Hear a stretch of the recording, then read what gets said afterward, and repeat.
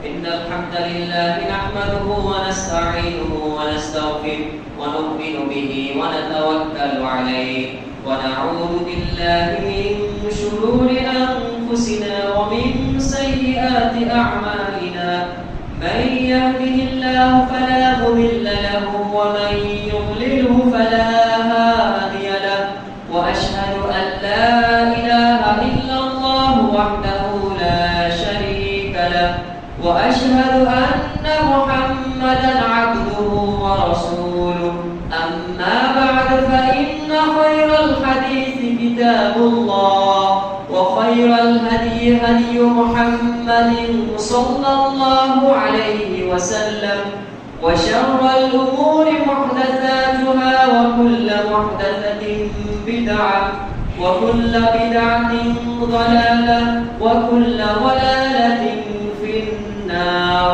أعوذ بالله من الشيطان الرجيم. بسم الله الرحمن الرحيم. قاف والقرآن المجيد بل عجبوا أن جاءهم منذر منهم فقال الكافرون هذا شيء عجيب. بسم الله الرحمن الرحيم. يا أيها الذين آمنوا قوا أنفسكم وأهليكم نارا وقودها الناس والحجارة عليها ملائكة غلاظ شداد لا يعصون الله ما أمرهم ويفعلون ما يؤمرون.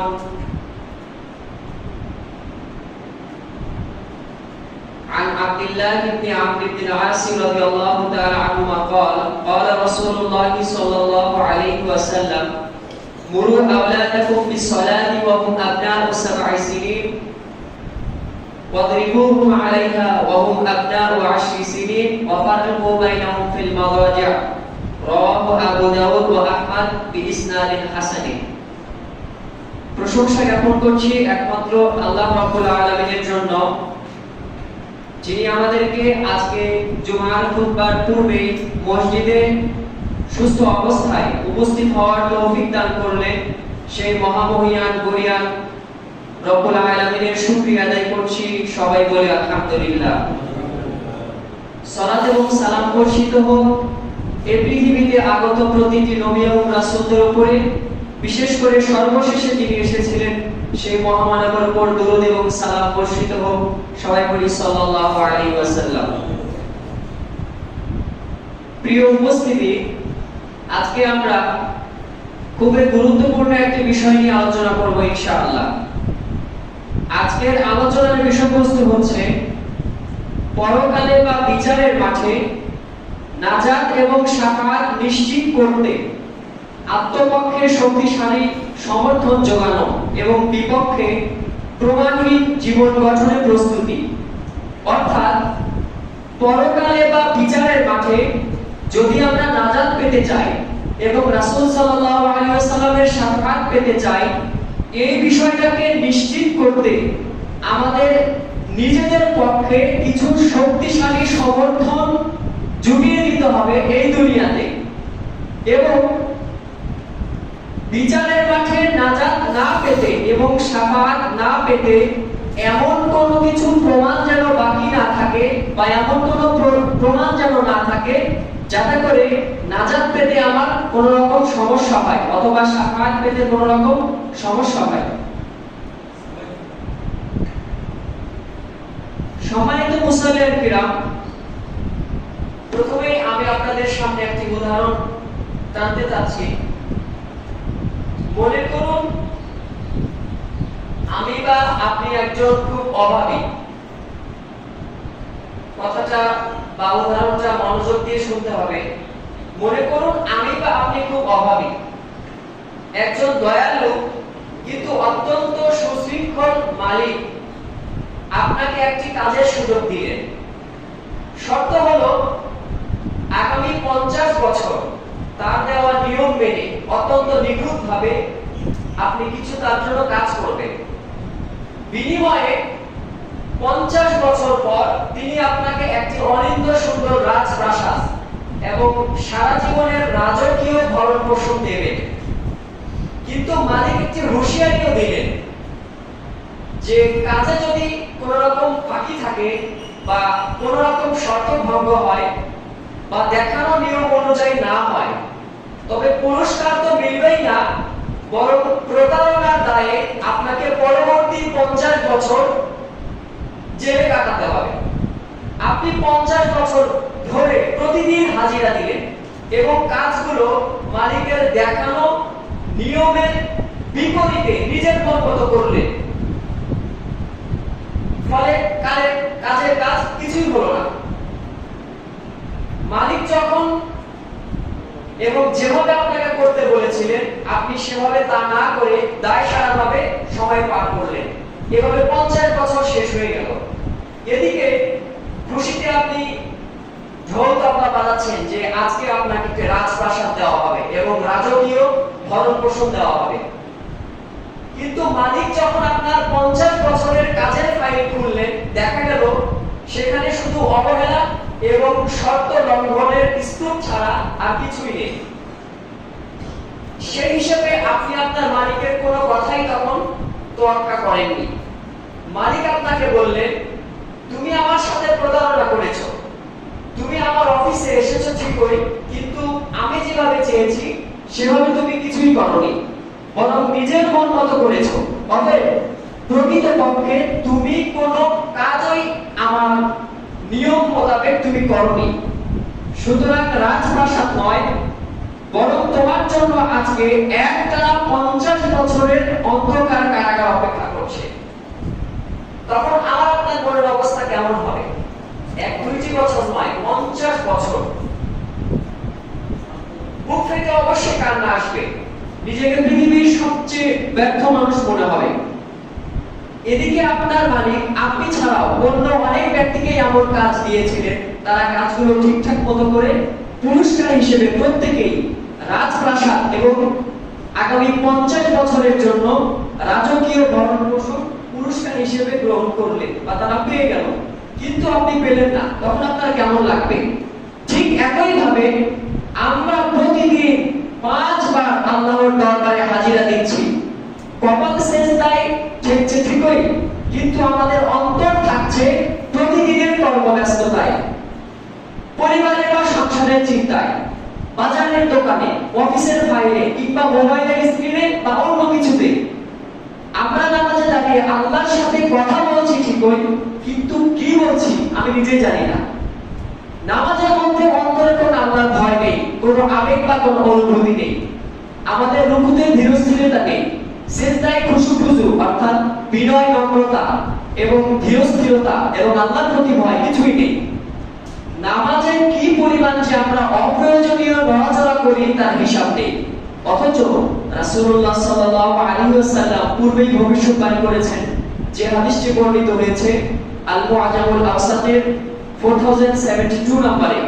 রাসূলুল্লাহ সাল্লাল্লাহু আলাইহি ওয়াসাল্লামের প্রসিদ্ধ সাহাবী আবু হুরায়রা রাদিয়াল্লাহু তাআলা আনহু থেকে বর্ণিত, তিনি বলেন রাসূলুল্লাহ সাল্লাল্লাহু আলাইহি ওয়াসাল্লাম বলেছেন, ইন্নার রাজুলা লা ইউসাল্লি 60 সানাতান ওয়া লা তুকবালু লাহু সালাতুন, নিশ্চয়ই কোন ব্যক্তি দীর্ঘ 60 বছর ধরে নামাজ পড়ে অথচ তার একটি নামাজও কবুল হয় না।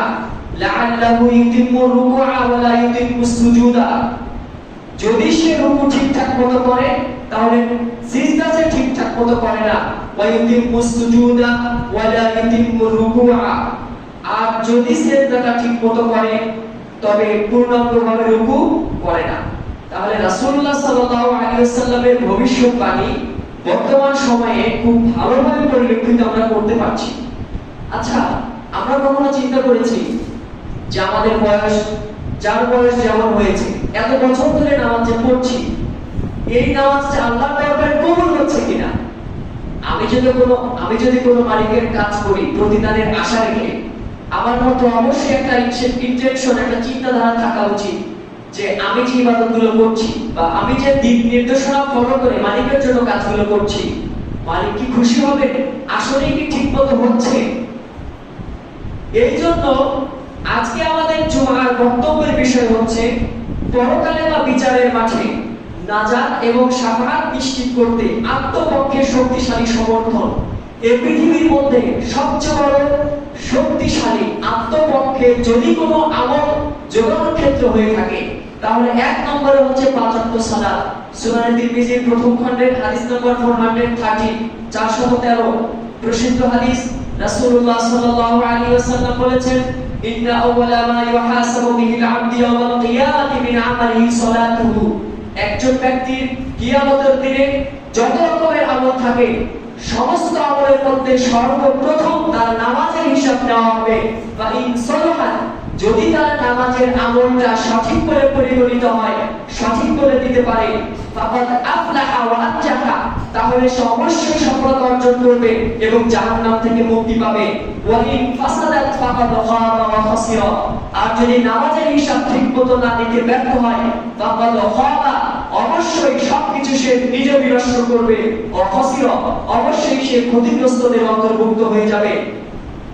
তাহলে আমাদের একটা চিন্তা থাকা উচিত, কিয়ামতের মাঠে জান্নাত পেতে গেলে সর্বপ্রথম যে আমলের হিসাব আমাদের দিতে হবে, সেই আমল দৈনিক আমরা 5 বার করে পড়ছি, আসলে কি রাসূলুল্লাহ সাল্লাল্লাহু আলাইহি ওয়াসাল্লামের দেখানো পদ্ধতি অনুযায়ী হচ্ছে? যারা পড়ছি না তাদের কথা বাদ, যারা আমরা পড়ার চেষ্টা করি তাদের এই চিন্তা থাকা উচিত, বা তাদের জন্য আজকের জুমার খুতবা আসলে কি আমাদের সালাত হচ্ছে যে হিসাবটা সর্বপ্রথম আমাদের দেওয়া হবে। সমস্ত আমল ঠিকমতো আমরা করলাম, কিন্তু সালাত ঠিকমতো হলো না, অথচ সালাতের আমল সবার আগে দেওয়া হবে। তাহলে সালাতের আমল দিতে যদি আমি ব্যর্থ হই, এখানে যদি আমি ঠেকে যাই, তাহলে পরের আমলের হিসাব তো আগেই দেওয়া হচ্ছে না। এখানে স্পষ্টভাবে বলা হচ্ছে, সালাতের আমলের হিসাব দিতে ব্যর্থ হলে অন্যান্য সকল আমলের ক্ষেত্রেও সে ব্যর্থ হবে। তার মানে যার নামাজ ঠিক, তার অন্যান্য আমল ঠিক। যে ব্যক্তি সর্বশ্রেষ্ঠ সালাত এর মতো ইবাদত ঠিকঠাক মতো করতে পেরেছে, সৌন্দর্যমণ্ডিত করতে পেরেছে, অবশ্যই সে অন্যান্য আমলগুলো ঠিক মতো করতে পারবে। কারণ যে ব্যক্তি কঠিন বিষয়কে আঁকড়ে ধরে, সে সহজ বিষয়কে আঁকড়ে ধরে না। যার কাছে যে কঠিন কাজটা সহজ, তার জন্য সহজ কাজটা আরো সহজ, তাই না? এজন্য আমাদের এই চিন্তাটা আজকে থেকেই করা উচিত। পূর্বে যে আমরা সালাত গুলো পড়েছি, এগুলো কি আল্লাহ রাব্বুল আলামিন কবুল করেছেন? বা এখন যেগুলো আমরা করব, এগুলো কবুল করাতে গেলে কিভাবে আরো পূর্ণ পবিত্রতার সাথে, পূর্ণ সুন্নাহর সাথে, পূর্ণ ধীরস্থিরতার সাথে, পূর্ণ অর্থ বুঝে আমাদের পড়া উচিত, এই চিন্তাটা প্রতিটি ওয়াক্তে রাখা উচিত। আপনাদের অনেকের জানা আছে সহিহ বুখারীর হাদিস নম্বর 8, হাদিসে জিবরিল, স্বয়ং জিবরাইল আলাইহিস সালাম একজন যুবকের আকৃতিতে সাদা পোশাকে সাহাবীদের সাথে রাসূল সাল্লাল্লাহু আলাইহি ওয়াসাল্লামের কাছে দ্বীন কিভাবে শিখতে হয় সেই পদ্ধতি শিখাতে এসেছিলেন।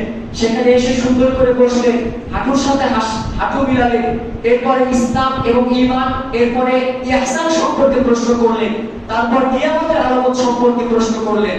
যখন ইহসান সম্পর্কে প্রশ্ন করলেন যে আপনি বলুন ইহসান কি, রাসূল সাল্লাল্লাহু আলাইহি ওয়াসাল্লাম বলেছিলেন, আনতা'বুদাল্লাহা কাআন্নাকা তারাহু ফা ইন লাম ইয়াকুন তারাহু ফা ইন্নাহু ইয়ারাক। তুমি ইবাদত এমন ভাবে করো যেন তুমি মহান রব্বুল আলামিনকে ইবাদত করার সময় দেখছো। এই কথাটা সালাতের জায়গায় ফিট করুন। যখন আমি সালাত করছি তখন আমার চিন্তা থাকতে হবে, আমি মনে হয় আল্লাহ রাব্বুল আলামিনকে দেখছি, তার সাথে আমার কানেকশন এমনটা হওয়া উচিত। আমি তো তাকে দুনিয়াতে দেখতে পাবো না, এটা আমি আপনি জানি। তাহলে এই চিন্তাটা নিয়ে আসতে হবে, নিশ্চয়ই তিনি আমাকে দেখছেন। প্রতিটি ইবাদতের ক্ষেত্রে ইহসান বা একজন মুহসিন বান্দা হওয়ার জন্য এটি শর্ত। প্রতিটি ইবাদত করার ক্ষেত্রে আপনার এটা মাথায় থাকতে হবে, আল্লাহ রাব্বুল আলামিন আমার এটা দেখছেন, তিনি এটা হিসাব নেবেন, তিনি এর প্রতিদানও আমাকে দিবেন। তাহলে পরকালে বা বিচারের মাঠে নাজাত পেতে এবং শাফাআত নিশ্চিত করতে আত্মপক্ষে শক্তিশালী সমর্থন হচ্ছে 5 ওয়াক্ত সালাত ঠিকমতো জামাতে আদায় করা। পৃথিবীর কেউ এ পর্যন্ত কোনো আলেম ফতোয়া দিতে পারেনি বা দিবেও না, কারণ অনুমতি যেহেতু নেই যে একজন সুস্থ ব্যক্তি ইল্লাল খাউফা ওয়াল মারাদ, ভয় ভীতি এবং অসুস্থতা ছাড়া কোনো পুরুষ ব্যক্তির জন্য এই রাইটস নেই, এই অধিকার নেই যে জামাত পরিত্যাগ করে বাসায় একা একা সালাত আদায় করবে। আমাদের মুন্সিপাড়ার অনেকের একটা চিন্তাধারা আমি খেয়াল করছি অনেকদিন থেকে, অনেকে আমাকে জানিয়েছে বাসায় সালাত আদায় করে। গত সপ্তাহে যে মুসল্লিরা এখানে সালাত আদায় করেছে তাদের মধ্যে এমন অনেক মুসল্লি ছিল শুক্রবারের পর আজকে পর্যন্ত এখনো আসে, হয়তো পরে আসবে, মাঝখানে কোনো সালাতই পড়ে নাই। আপনাদের খেয়াল আছে কয়েক বছর পূর্বে কোন একজন আলেম এখানে বক্তব্য দিতে এসে বলেছিলেন যে মুন্সিপাড়ার লোকজনেরা সালাত আদায় করে না। কথা তো মিথ্যা বলে নাই, অনেক সমালোচনা হয়েছিল, আমি তখন ছিলাম না। যদি মুন্সিপাড়ায় লোক থাকে 20 জন, 20 জনের মধ্যে যদি 3 জন জামাতে সালাত আদায় করতে আসে, যেটা করা উচিত, তাহলে এটাকে কি আপনি বলবেন যে লোকেরা সালাত আদায় করে? এমন যদি হয়তো 50% পড়ে 10 জন, তাহলে বলা যেত। কারণ আমাদের দুনিয়ার হিসাবটাই মেজরিটি এই সিস্টেমে, যে 100 জনের অন্তত পক্ষে 50 জন, 100 জনের 100 এর মধ্যে কোন স্টুডেন্ট যদি 20 মার্কস পায়, আপনি বলবেন সে কোন পড়াশোনা করেছে? বিষয়টা ওই রকম। আজকে আমরা 13 জন, ইমাম সহ 13 জন ফজরের সালাত আদায় করেছি। অনেক সুস্থ ব্যক্তি এলাকাতে ছিল, তারা আসে নাই। এমনকি ইভেন জুমার সালাতে এখনো আসে নাই। তাহলে যেটা আমি বলছিলাম, মুন্সিপাড়ার অনেকের একটা কি বলবো, একটা ট্র্যাডিশন, একটা ঐতিহ্য হয়তো শুরু হয়ে গেছে। ফরজ সালাত বিনা কারণে বাসায় পড়ে, অথচ আবু দাউদের হাদিস 552, 552 এবং 53 পরপর হাদিস, আব্দুল্লাহ ইবনে আব্বাস রাদিয়াল্লাহু তাআলা আনহু থেকে হাদিস, যেভাবে রাসূল সাল্লাল্লাহু আলাইহি ওয়াসাল্লাম সাহাবীদের সঙ্গে বলেছিলেন যে ব্যক্তি সালাতে সূরা ফাতিহা পড়বে না, তার সালাত কবুল হবে না। সেখানে রাসূল সাল্লাল্লাহু আলাইহি ওয়াসাল্লাম স্পষ্ট বলেছিলেন, মান সামিআ নিদাআ ফালা ইয়াতিহি ফালা সালাতা লাহু, যে ব্যক্তি আযান শুনে মসজিদে আসবে না, তার সালাত হবে না, সে যেখানে গিয়ে পড়ুক না কেন। সালাত মসজিদে এসে জামাতেই পড়তে হবে, এইটাই নিয়ম। ইল্লাল খাউফ ওয়াল মারাজ, শুধুমাত্র ভয়, অর্থাৎ মৃত্যুর ভয়, শত্রুর ভয় বা যে কোনো ভয় যার কারণে একজন মুসল্লির মৃত্যু হইতে পারে, এমন আশঙ্কা ছাড়া এবং এমন রোগ ছাড়া যে রোগাক্রান্ত না হইলে একজন ব্যক্তি মসজিদে আসতে পারে না, এমন ব্যক্তি ছাড়া প্রত্যেকেই মসজিদে আসতে হবে এবং জামাতে সালাত আদায় করতে হবে। অথচ আমরা সবাই জানি যে জামাতে সালাত আদায় করলে 25 অথবা 27 গুণ সওয়াব বেশি। বুখারী মুসলিমের হাদিস, দুই বর্ণনাই সঠিক। কোথায় 1 টাকা, কোথায় 25 টাকা। এখানে যদি বিভিন্ন মানুষদেরকে বা আমাদেরকে পুরস্কার দেওয়া হয়, একজনকে দেওয়া হলো 1000, একজনকে 25000, একজনকে 27000, তাহলে যে 1000 পাইছে তার কেমন লাগবে মনে মনে? কিন্তু আমরা তো আমাদের ঈমানের অবস্থা এমন জরাজীর্ণ হয়ে গেছে যে পুরস্কার হাতে না পেলে আমাদের একটা চিন্তার মধ্যে আসে না, বা আমাদের ঈমানের অবস্থা এমনটাই সংকীর্ণ অবস্থায় পৌঁছে গেছে, হাতে হাতে না পেলে আমরা এটাকে কিছু মনে করি না। কিন্তু আমাদের ঈমানের প্রতিশ্রুতি এটাই যে অবিশ্বাসের উপরে বিশ্বাস, অদৃশ্যের উপর বিশ্বাস রাখতে হবে। তাহলে পরকালে বা বিচারের মাঠে নাজাত এবং শাফাত নিশ্চিত করতে আত্মপক্ষে শক্তিশালী সমর্থন যোগাতে 1 নম্বর বিষয় হচ্ছে 5 ওয়াক্ত ফরজ সালাত। এই 5 ওয়াক্ত ফরজ সালাত আমার আপনার পক্ষে কিয়ামতের মাঠে সবার আগে, অন্য কোনো পাপের কারণে জাহান্নামে গেলেও এই সালাত সবার আগে আপনার পক্ষে সাক্ষী দিয়ে ইনশাআল্লাহ জান্নাতে নিয়ে যাবে। ঠিক বিপরীতে এই সালাতের বিধান যদি আপনি লঙ্ঘন করি, ঠিক একই ভাবে আমার আপনার বিপক্ষে অবশ্যই এই সালাত দাঁড়িয়ে যাবে। অবশ্যই জান্নাতে যাওয়া এতটা সহজ আমার আপনার জন্য হবে না, কারণ সবার আগে সালাতের হিসাব নেওয়া হবে, প্রথমেই সে আটকে দিবে। তখন কি করবে? অবশ্যই জাহান্নামে যাইতেই হবে, এমন একটা পরিস্থিতি তৈরি হবে। এখন আপনি বলবেন তাহলে আল্লাহ তাআলার 100টা রহমত তিনি নাকি সৃষ্টি করেছেন, 99টা রেখে দিয়েছেন, একটা দিয়েছেন, তাতেই আমাদের পরস্পরের প্রতি যে ভালোবাসা, হ্যাঁ সেটা অবশ্যই আছে। আপনি জেনে শুনে আপনার মালিকের কথা শুনবেন না, তার কথা মানবেন না, তার পক্ষ থেকে বেতনের পাশাপাশি আপনি বোনাসের আশা করেন, বিষয়টা এমন না। রহমত তারাই পাবে, সর্বাগ্রে তারাই প্রাপ্ত হওয়ার ক্ষেত্রে অধিক হকদার যারা তার কথা মানে, যারা তার কথা শুনেছে। আমি আপনি আল্লাহর কথা শুনেছি, কিছু ভুল ভ্রান্তি হয়েছে, আল্লাহ রাব্বুল আলামিন তার দয়ায় ক্ষমা করে দিবেন, তার দয়ার মূল মর্মার্থ হচ্ছে এটা। কিন্তু আমি আপনি জেনে শুনে বারবার ভুল করবো, আল্লাহ রাব্বুল আলামিন বারবার তওবা করার সুযোগ দিবেন, এই অবস্থায় আপনি কবরে চলে যাব। আমার আপনার ক্ষমা কি এতটাই সহজ না। তাহলে সালাতের হিসাব সবার আগে ঠিক মতো রাখতে হবে, যে কোনো ভাবে, যে কোনো মূল্যেই হোক। যেখানেই আমরা থাকি না কেন, আজান কানে শোনা মাত্র পৃথিবীর সমস্ত কাজ হারাম হয়ে যায়, অন্যান্য বৈধ কাজ হারাম হয়ে যায়।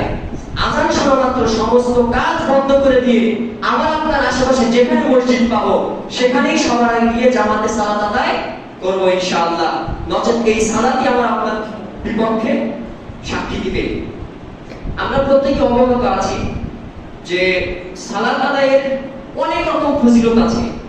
তার মধ্যে সাধারণ ফজিলত হচ্ছে যে হাদিসটি বর্ণিত হয়েছে সহিহ মুসলিমের প্রথম খণ্ডের 565 নম্বরে 565 নম্বরে, রাসূল সাল্লাল্লাহু আলাইহি ওয়াসাল্লাম তিনি বলেন, মা বিরিমরি মুসলিমিন, যখন কোন মুসলিম ব্যক্তি তাহদুরুহু সালাতুল মাকতুবাতুন, কোন ফরজ সালাতের সময় উপস্থিত হয়, মানে জীবিত কোন মুসলিম ব্যক্তি যদি ফরজ সালাতের সময়ে উপস্থিত হয়, অর্থাৎ সে মারা যায় নাই, সুস্থ আছে, এমন টাইম সে যদি পায়, যেমন আমরা এখন সুস্থ আছি, সালাতের সময় পৌঁছে গেছি, ফায়ুহসিনু উযুআহা, এই সালাত আদায়ের জন্য সে যদি ঠিকমতো ওযু করে, আমাদের অনেক ওযুও হয় না, এখানে অনেক বিষয় আলোচনা করার আছে, আমি শুধু বলে যাচ্ছি। ফায়ুহসিনু উযুআহা, সে যদি সালাত আদায়ের জন্য সুন্দরভাবে ওযু করে, ওয়া খুশুআহা ওয়া রুকুআহা, এবং সালাত আদায়ের জন্য মসজিদে গিয়ে পূর্ণ ভীত সন্ত্রস্ত হয়ে আল্লাহকে ভয় করে ঠিকঠাক মতো রুকু করে এবং সিজদা করে, অর্থাৎ পূর্ণ সালাতকে বোঝানো হয়েছে, যেহেতু সালাতের মূল রকম দুইটা, রকম সমূহের মধ্যে অন্যতম দুইটা হচ্ছে রুকু এবং সিজদা, তাই এখানে বলা হয়েছে রুকু এবং সিজদা ঠিকমতো করে, আল্লাহর ভয়ে ভীত সন্ত্রস্ত হয়ে আদায় করে, ইল্লা কানাত কাফারাতুন লিমা ক্বাবলাহা মিনাদ দুনুবি মা লাম ইউতি কাবীরাতান ওয়া যালিকা দারা কুল্লাহু, তাহলে এক সালাত থেকে আরেক সালাত, এক ওয়াক্ত নামাজ থেকে আরেক ওয়াক্ত নামাজের মাঝখানে যে সমস্ত গুনাহ হয়ে যায়, সেই সমস্ত গুনাহগুলো আল্লাহ রাব্বুল আলামিন এমনিতেই ক্ষমা করে দিবেন, মা লাম ইউতি কাবীরাতান, যদি সে বড় গুনাহ সমূহে লিপ্ত না হয়। বড় গুনাহের সংখ্যা 70 থেকে 100টা, যেগুলো আমরা জানি, মানে যেগুলোর ক্ষেত্রে কুরআন এবং সুন্নাহয় ওয়াঈদ অর্থাৎ শাস্তির বর্ণনা আসছে, এই কাজ করলে আল্লাহ এই শাস্তি রেখেছেন, এগুলো কাবিরা গুনাহ, বড় অপরাধ, যেগুলো তাওবা ছাড়া ক্ষমা হবে না। এই বড় অপরাধগুলো ছাড়া এমনি ছোটখাটো অনেক অপরাধ আছে, এই অপরাধগুলো যদি কোনো ব্যক্তি করে, কিন্তু সালাতের টাইম আসলে সে যদি ঠিকমতো ওযু করে জামাতের সাথে মসজিদে গিয়ে সালাতের যে রুকুন, যে আহকাম, বিধিবিধানগুলো আছে, সেগুলো ঠিকমতো আদায় করে সালাত আদায় করে, তাহলে আগের ওয়াক্ত এবং পরের ওয়াক্তের মাঝখানে যে ছোট ছোট ভুলগুলো হয়েছে, যতগুলোই হোক না কেন, সব গুনাহ আল্লাহ তাআলা এই এক ওয়াক্ত সালাতের মাধ্যমেই ক্ষমা করে দেন বা দিবেন। সুবহানাল্লাহ, এটা সালাতের স্বাভাবিক ফজিলত। তাহলে এই ফজিলত আমরা প্রত্যেক ব্যক্তি কখন পাবো? যখন আমরা কাবিরা গুনাহ থেকে বেঁচে থাকবো, বড় অপরাধ করা যাবে না, এক। দ্বিতীয় হচ্ছে ঠিকঠাক মতো ওযু করে মসজিদে আসতে হবে, জামাতে সালাত আদায় করতে হবে, একদম তাকবীরে তাহরিমা থেকে, প্রথম যে তাকবীরে তাহরিমা থেকে তাসলিম অর্থাৎ সালাম পর্যন্ত যেভাবে রাসূল সাল্লাল্লাহু আলাইহি ওয়াসাল্লাম শিখিয়েছেন, যেভাবে কিয়াম করতে হবে, রুকু করতে হবে, সিজদা করতে হবে, শেষে কুউদ অর্থাৎ শেষ বৈঠক আছে, যত কিছু আছে ঠিকঠাক মতো যদি আমরা করতে পারি, তাহলে এই ফজিলতগুলো আমরা পাবো। কিন্তু আমরা যে সালাত আদায় করে আসছি অনেক দিন থেকে, কেউ কখনো কি ভেবেছেন যে আমার সালাত বা আমাদের এলাকার অনেকের সালাতের মধ্যে কোনো রকম ভুল ত্রুটি আছে কিনা? সত্যি একটা কথা বলি, 2015 সাল থেকে এ পর্যন্ত আপনাদের সামনে আমি অনেকবার খুনবার জন্য দাঁড়িয়েছি আপনাদের এলাকার ছেলে, আলহামদুলিল্লাহ, কিন্তু কোন কথা বলতে আমার এতটুকু খারাপ লাগে নাই যে কথাটা এখন বলবো আমি, সেটা বলতে গিয়ে খারাপ লাগছে যে আমাদের অনেকের সালাতের শুরু থেকে শেষ পর্যন্ত এতটা ভুলভ্রান্তিতে ভরপুর, আল্লাহু আকবার বলে বোঝানো শেষ করা যাবে না। আমরা নামাজে যে পরিমাণ নড়াচড়া করি, আমি এই বিষয়টা জানার জন্য আমি প্রায় অনেকের সালাত খেয়াল করেছি, গত অনেক বছর থেকে আমি খেয়াল করছি, ইভেন আজকে ফজর পর্যন্ত আমি লুকোচুরি করে, মানে চুপে চুপে খেয়াল করেছি যে এই লোকটার সালাতটা কেমন, দেখি রাসূল সাল্লাল্লাহু আলাইহি ওয়াসাল্লাম সুন্নাহ মোতাবেক হচ্ছে কিনা। প্রত্যেকের সালাতে এত পরিমাণ ভুল আছে, বিশ্বাস করেন এই সালাত কোরআন এবং সুন্নাহর কোথাও নাই। যে পরিমাণ আমরা কাপড় চোপড় নিয়ে নড়াচড়া গোছানো, মানে নতুন কাপড় পরলে সিজদা থেকে উঠে বসার সময়, যাওয়ার সময়, ওঠার সময় কাপড় গোছানো, ওঠানো, নড়াচড়া, অপ্রয়োজনীয় নড়াচড়া, এদিক ওদিক তাকানো, আরো কি পরিমাণ যে ভুলভ্রান্তি করে থাকি তার হিসাব নাই। বিশ্বাস করার হিসাব নাই। যদি মনে হয় আপনার কাছে যে আমার সালাতটা ঠিক আছে কিনা, আমাদের মধ্যে যাদের জানা আছে সালাত কিভাবে পড়তে হয়, সবারই কম বেশি জানা আছে। যিনি ভুল করেন তারও জানা আছে, সবারই কিন্তু জানা আছে, তারপরও না বুঝে বা বেফেলে ভুল করে ফেলে। তো যারা বেশি জানেন তাদের কাছ থেকে গোপনে একটু জেনে নেওয়ার চেষ্টা করবেন। এটা আন্তরিকভাবে আপনাদের প্রতি একটা আমার অনুরোধ থাকলো। আমরা দুনিয়াতে একসাথে আছি, প্রত্যেকে আমরা চাই জান্নাতে একই সমাজভুক্ত হয়ে আমরা অবস্থান করি বা সহাবস্থান করি। এটা আমরা প্রত্যেকেই চাই, আমিও চাই, এবং আমি এটা মনে মনে এবং সরাসরি আল্লাহর কাছে দোয়া করি। এই জন্য এই কথার ভিত্তিতে প্রত্যেকের প্রতি আন্তরিক একটা অনুরোধ, আমার আপনার সালাতটা হয় কিনা একটু চিন্তা করে, যারা জানে বা আপনিও যেহেতু জানেন, একটু চিন্তা করে দেখবেন যে যেভাবে বিনয় এবং নম্রতার সাথে আল্লাহ আমাকে দেখছেন, আমি যেন আল্লাহকে দেখছি, এভাবে মুহসিন বান্দারা যেভাবে সালাত আদায় করে বা যেভাবে ইবাদত করে সেরকম হচ্ছে কিনা এটি একটু খেয়াল করবেন। আর নড়াচড়ার বিষয়ে যে কথাটা বললাম, আসলে রাসূলুল্লাহ সাল্লাল্লাহু আলাইহি ওয়াসাল্লাম প্রয়োজনীয় কাজগুলোর মধ্যে একবার করার অনুমতি দিয়েছেন। এই বিষয়ে প্রসিদ্ধ হাদিস রয়েছে সহিহ বুখারীতে 1207 নম্বরে, 1207। হাদিসটি সহিহ মুসলিমেও আছে 546 নম্বরে, 546 নম্বরে। মুআইকিব নামে একজন সাহাবী, তিনি বলেন আন্নাবী সাল্লাল্লাহু আলাইহি ওয়াসাল্লাম ক্বালা ফির রাজুলি ইউসাফির তুরাবা ওয়া মাসহাল ফারা কাইসু ইয়াসজুদু। রাসূল সাল্লাল্লাহু আলাইহি ওয়াসাল্লামের সামনে একজন ব্যক্তি সম্পর্কে উল্লেখ করা হলো, তার কথা আলোচনা করা হলো, যে লোকটা সিজদায় গিয়ে মাটি সমান করে। আমাদের মসজিদ এখন উন্নত, সারা পৃথিবীর প্রতিটা মসজিদ উন্নত। তখন তো মসজিদ নববী বালু এবং ছোট ছোট কঙ্করে বিছানো ছিল। সেটাই বলা হচ্ছে ওই লোকটা সিজদায় গিয়ে মাটি সমান করত, যে কাজটা সালাতের আগে করা উচিত। মাটি সমান করত এবং পাথর ছিল, সেই পাথরে সরাইতো, খুব ঘন ঘন এমন করত। ছোট ছোট পাথর থাকতো, কপালের নিচে লাগতো। তো এটা নামাজের আগে তো অবশ্যই সে তো অন্ধ না, তার তো উচিত আগে এসে দেখা আমার জায়গাটা পরিষ্কার আছে কিনা। আর আমরা আমাদের যে অবস্থা, আমি অনেকে খেয়াল করেছি, সিজদায় যখন যায় ততবার ফু দেয়, ফু দিয়ে ময়লা পরিষ্কার করে করে আশেপাশের লোকদেরকে আরো ছড়ায় দেয় ময়লাগুলো। অনেক অভ্যাস আছে, মানে অনেক ভুলভ্রান্তি আছে, আমি বলে শেষ করতে পারবো না। এই কথা রাসূল সাল্লাল্লাহু আলাইহি ওয়াসাল্লামের সাথে উল্লেখ করার পর তিনি বললেন, ইন কুনতা ফাইলান ফাওয়াহিদাতান, যদি আসলেই তোমার এমনটা করতে হয় যে মাটি সমান করতে হয়, অথবা কোন একটা পাথর বা কঙ্কর আছে যার কারণে তুমি আঘাতপ্রাপ্ত হতে পারো, কপালে সমস্যা হতে পারে, এমন যদি হয় তাহলে একবার তুমি চাইলে এই কাজটা করতে পারো, একবার। কিন্তু আমাদের উচিত কি, প্রথমে এসে দেখা জায়গাটা ঠিক আছে কিনা। এটা সাহাবীরাও করতেন, আমাদের উচিত তাই। কিন্তু আমরা কি করছি, আমরা সালাতের মধ্যে প্রথমে এসে, অনেকের পকেটে মোবাইল থাকে, সে মোবাইল নামাজে যখন সিজদায় যায় তখন পকেট থেকে বের করে সামনে রাখে, অথবা পেছনে থাকে। কেন এই কাজটা যখন সে সালাত শুরু করলো তখন সামনে রাখতে পারে নাই? অনেক ভুলভ্রান্তি আছে, আমি কিভাবে বুঝাবো। বিশেষ একটা মেজর ভুলভ্রান্তি গুলোর মধ্যে একটা হচ্ছে, আমিও ছোটবেলায় এখান থেকে শিখেছি, অর্থাৎ মুন্সিপাড়া থেকে শিখেছি, কিন্তু এটা যে কোথায় থেকে এসেছে তা আমি নিজেও জানি না। এটা নিয়ে ফেসবুকে খুব লেখালেখি হচ্ছে। সেটি হচ্ছে মাসবুক ব্যক্তি, অর্থাৎ যে ব্যক্তি এক রাকাত অথবা এর চেয়ে বেশি রাকাত ছুটে গেছে দেরিতে আসার কারণে, সেই ব্যক্তি তার বাকি রাকাত পূরণ করার ক্ষেত্রে আমরা কি করছি, ইমাম সাহেব একদিকে সালাম ফেরানোর পরপরই আমরা উঠে যাই।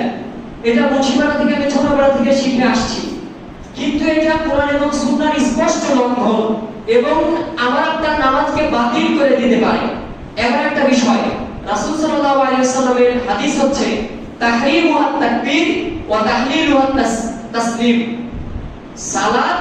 সালাতে যখন একজন মানুষ দাঁড়ায় তখন তাকবীরে তাহরিমা পৃথিবীর সমস্ত কাজ তার জন্য হারাম করে দেয় এবং সালাম তার সমস্ত কাজকে বৈধ করে দেয়, অর্থাৎ সর্বশেষ সালাম স্বীকৃতি দেয়, তারপরে দুনিয়ার যে কোনো কাজে সে বৈধ কাজে সে যেতে পারবে। কিন্তু আমরা কি শিখেছি যে ইমাম সাহেব যখন একদিকে সালাম ফিরাবেন তখন আমরা উঠে যাব, এইটা একটা স্পষ্ট ভুল। বর্তমান সময়ের প্রসিদ্ধ আলেম এবং পৃথিবী বিখ্যাত আমাদের শাইখ মোহাম্মদ বিন সালাহ আল হুসাইন রাহমাতুল্লাহ ফতোয়া কানুল ইসলামের 320 নম্বর পৃষ্ঠায় স্পষ্ট ফতোয়া আছে এবং এই বিষয়ে কোনো মতভেদ নাই। কথাটা হচ্ছে যে মাসবুক ব্যক্তি ইমাম সাহেবের অনুসরণে সালাত আদায় করছেন, তিনি তার অনুসরণ করবেন যতক্ষণ পর্যন্ত না সালাত শেষ হয়েছে। সালাত কখন শেষ হয়? ইমাম সাহেবের দ্বিতীয় সালামের শেষ নিঃশ্বাস শেষ হওয়া পর্যন্ত। তিনি এই কথাটাই বলছেন যে মাসবুক ব্যক্তি দ্বিতীয় সালামের শেষ নিঃশ্বাসের যে অবস্থা, ইমাম সাহেবের সেটা শেষ হলে তারপরে তিনি তার সালাতের জন্য দাঁড়াবেন। যদি কোনো ব্যক্তি ইচ্ছাকৃতভাবে আগেই দাঁড়িয়ে যান তাহলে তার সালাত বাতিল হয়ে যাবে, কারণ সে রাসূল সাল্লাল্লাহু আলাইহি ওয়াসাল্লামের হাদিসের স্পষ্ট লঙ্ঘন করেছে। ইমাম সাহেবের নামাজই শেষ হয়নি, আপনি আগেই দাঁড়িয়ে গেলেন, এটা মারাত্মক একটা ভুল। অনেক ভুল ভ্রান্তি আছে, তার মধ্যে বাতিল করে দেওয়ার মতো যে বিষয় আমরা আপনার সালাতকে নষ্ট করে দিতে পারে তার মতো একটি গুরুত্বপূর্ণ পয়েন্ট এটা ছিল। তো এই জন্য আমরা চেষ্টা করবো যে ভুল ভ্রান্তিগুলো আছে সেগুলো শুধরে দেওয়ার। আমাদের সালাতের মধ্যে যে কি ভুল ভ্রান্তি, এইটা শুধু এখন না, এখন তো ধরে নেন প্রায় 1450 বছর অতিক্রম করেছে, অথচ চার ইমামের মধ্যে চতুর্থ ইমাম আহমদ বিন হাম্বল রাহিমাহুল্লাহ, যিনি 164 হিজরিতে জন্মগ্রহণ করেছিলেন, 241 হিজরিতে মৃত্যুবরণ করেছেন। সৌদি আরবের পার্শ্ববর্তী দেশ ইরাকের বাগদাদে জন্মগ্রহণ করেছিলেন, বাগদাদে তিনি মৃত্যুবরণ করেছেন। তিনি ইরাকের বাগদাদের মসজিদের মুসল্লিদের উপর আক্ষেপ করে সেই 241 হিজরির আগেই তিনি ঘোষণা দিয়ে বলে গিয়েছিলেন যে কথাটা তাবাকাতুল হানাবিলার 1 নম্বর খণ্ডের 350 নম্বর পৃষ্ঠায় বর্ণিত হয়েছে। তিনি আক্ষেপ করে বলেছিলেন, মানে আক্ষেপটা শুধু আমাদের মুন্সিপাড়ার বাসীর জন্যই যেন না থাকে, এই আক্ষেপটা আরো আগে থেকে, অর্থাৎ অনেক আগে থেকেই সালাত বিনষ্ট হয়ে গেছে। অনেক কিছুই সালাতের যে হুকুম আহকাম বিধান, এটা অনেক বছর আগে থেকেই মুসলিমদের মাঝ থেকে উঠে গেছে, এটা শুধু বাঙালিদের সমস্যা নয়। তিনি বলেছিলেন, লাউ সাল্লাইতা ফি মিয়াতি মসজিদি বাগদাদ, তুমি যদি বাগদাদের 100টা মসজিদেও সালাত আদায় করো, মা রাআইতা আহলা মসজিদিন ওয়াহিদিন ইউকিমুনাস সালাতা আলা মা জাআ আন নবী সাল্লাল্লাহু আলাইহি ওয়াসাল্লাম ওয়া আন আসহাবি রাহমাতুল্লাহি আলাইহিম, তাহলে 100টা মসজিদের একটা মসজিদেও তুমি পাবে না রাসূল সাল্লাল্লাহু আলাইহি ওয়াসাল্লাম যে সালাত নিয়ে এসেছেন এবং সাহাবী রাদিয়াল্লাহু আনহুম যে সালাত করেছেন, সেই সালাতগুলোর একটা সালাত বা একটা নামাজের যে পদ্ধতি, নীতিগত পদ্ধতি, মানসিকভাবে প্রস্তুতি, কোন একটা সালাত কোন একটা মসজিদেও তুমি পাবে না। এজন্য তিনি আক্ষেপ করে বললেন, ফাত্তাকুল্লাহ, সুতরাং তোমরা আল্লাহকে ভয় করো, ওয়ানদুরু ফি সালাতিকুম, এবং তোমরা নিজেদের সালাতের দিকে ভালোভাবে খেয়াল করো, কি নামাজ তোমরা পড়ছো, ওয়া সালাতা মান ইউসাল্লি মাআকুম, এবং তোমাদের সাথে যারা সালাত আদায় করে তাদের সালাতের দিকেও খেয়াল করো, তারা কিভাবে নামাজ আদায় করছে। এই মন্তব্যটা উনি যদি সৌদি আরবের পার্শ্ববর্তী যে দেশের ভাষা আরবি, ইরাকের ভাষা আরবি, ইরাকের লোকে 241 হিজরির পূর্বে, অর্থাৎ প্রায় 1200 বছর পূর্বে তিনি এই মন্তব্য করে যান, তাহলে আমরা ইসলাম পেয়েছি কিভাবে? সৌদি আরব থেকে বের হয়ে ইরাকে প্রবেশ করেছে, ইরাকের পর জটা খিচুড়ি মার্কা ইরানে প্রবেশ করেছে, ইরাক থেকে আফগানিস্তান, আফগানিস্তান থেকে ভারতীয় উপমহাদেশের জটা খিচুড়ি হয়ে তারপরে আমরা ইসলাম পেয়েছি। তাহলে আমাদের ইসলাম পাওয়াটা বা প্রকৃত ইসলামের রূপরেখা পাওয়াটা কতটা কঠিন। অথচ বিখ্যাত একজন মুহাদ্দিসের মন্তব্য শুনেন, ইমাম মুহাম্মদ বিন শিহাব আজ-জুহরি রাহমাতুল্লাহ 124 হিজরিতে মৃত্যুবরণ করেছেন, যিনি পৃথিবীর মধ্যে প্রথম হাদিস লিখেছেন গ্রন্থ আকারে।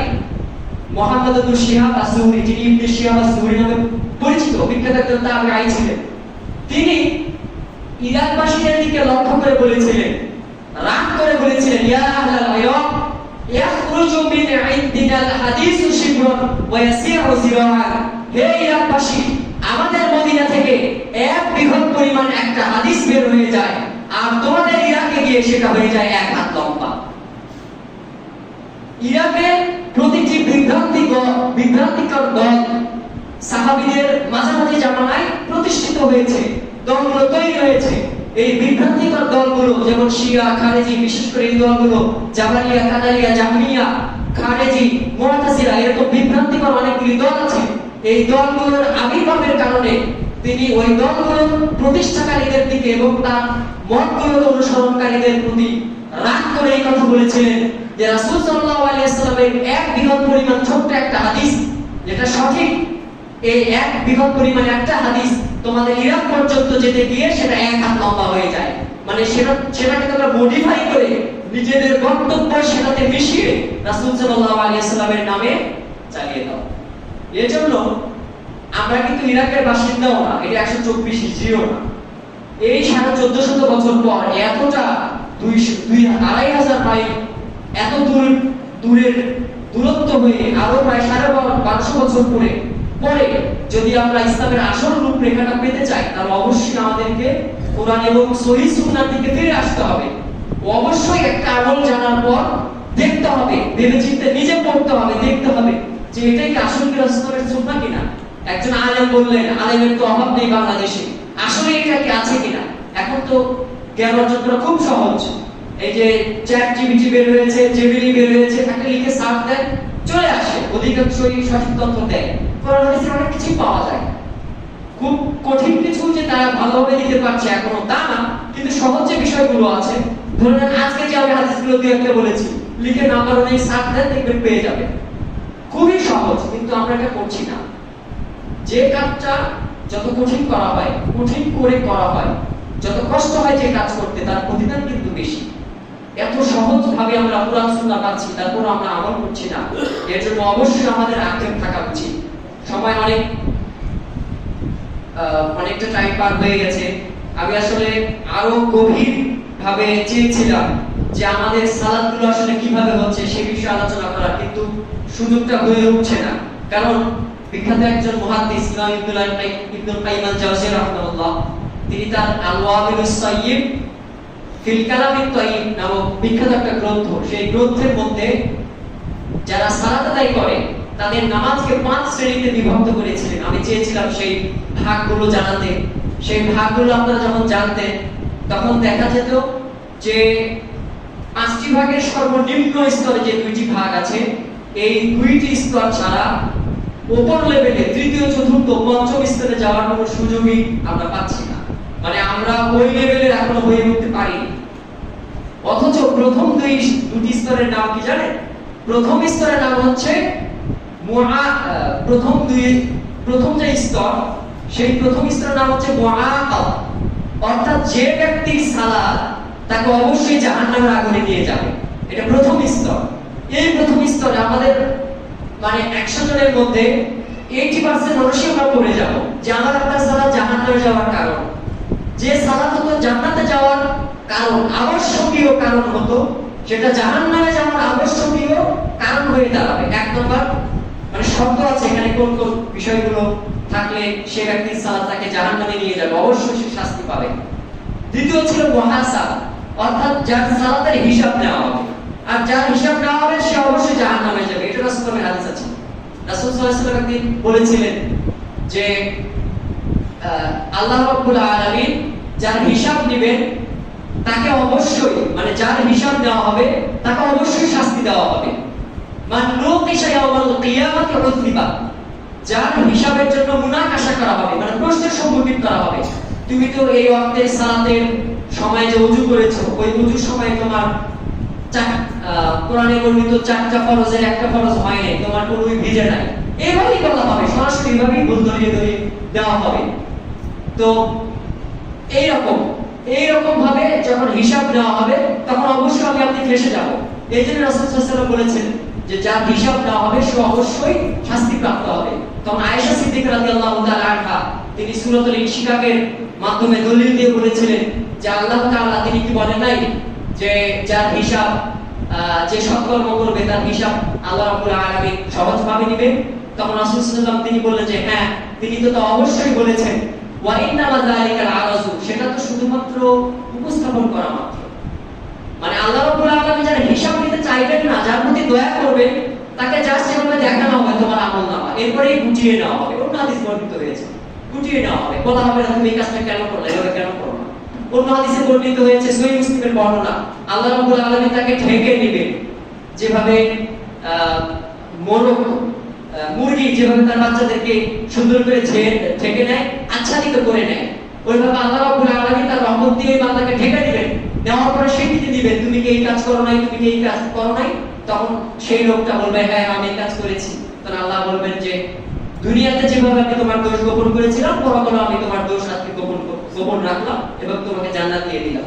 এটা প্রসিদ্ধ হাদিস, ইবনে উমর রাদিয়াল্লাহু তাআলা হাদিস। বান্দা এবং আল্লাহর মাঝে যে গোপন কথোপকথন, সেই অধ্যায় হাদিস, এটাকে বলা হয় নাজওয়া। বান্দা এবং আল্লাহর মাঝে গোপন কথোপকথন, এরকম অনেক ব্যক্তির সাথে আল্লাহ রাব্বুল আলামিন এমন দয়ার আচরণ করবে। তো দ্বিতীয়টা হচ্ছে মুহাসাব। এই রকম অনেক বড় ভুলভ্রান্তি রয়েছে, যার কারণে আমার আপনার সালাত এর ক্ষেত্রে অবশ্যই হিসাব নেওয়া হবে। আর হিসাব নেওয়া মানে আমি আপনি শাস্তি প্রাপ্ত হব। এরপরে ছিল মুকাফফারুন আনহু, যার সালাতের কারণে তার গুনাহ ক্ষমা হবে। এই হাদিসটাই প্রথমে আমি বলেছি। এরপর রয়েছে মুসাবুন, যার সালাতের কারণে তাকে নেকি দেওয়া হবে, তার গুনাহ ক্ষমা হবে, তাকে নেকি দেওয়া হবে। এবং সর্বোচ্চ পর্যায়ের সালাত হচ্ছে মুকাররাবুন মিন রাব্বি আযজা ওয়া জাল্লা, যে ব্যক্তি সালাত তার রবের নিকটবর্তী করে দিবে, অর্থাৎ তার গুনাহ ক্ষমা হবে, সে নেকিও পাবে এবং সে মহান রব্বুল আলামিনের সবচেয়ে বেশি নিকটবর্তী হবে। এখানে অনেক শর্ত বা শুরু ছাড়াই গুলো আছে, পরবর্তীতে যদি সময় পাই তাহলে আমি আলোচনা করব ইনশাআল্লাহ। আজকে আর সময় নেই, এমনিতেই সময় পার হয়ে গেছে। তো আজকে শুধু ৫ ওয়াক্ত সালাতের কথা বললাম। এই ৫ ওয়াক্ত সালাত যদি আমরা ঠিকমতো করতে পারি, তাহলে এটাই পরকালে আমার আপনার নাজাত এবং শাফাত নিশ্চিত করতে নিজের পক্ষে শক্তিশালী একটা সমর্থন যোগাবে। মহান রব্বুল আলামিন আমাদের প্রত্যেকের সালাতকে কবুল করুন এবং ঠিকঠাক মতো আদায় করার তৌফিক দান করুন। আল্লাহুম্মা আমিন। সুবহানাকাল্লাহুম্মা ওয়া বিহামদিকা আশহাদু আল্লা ইলাহা ইল্লা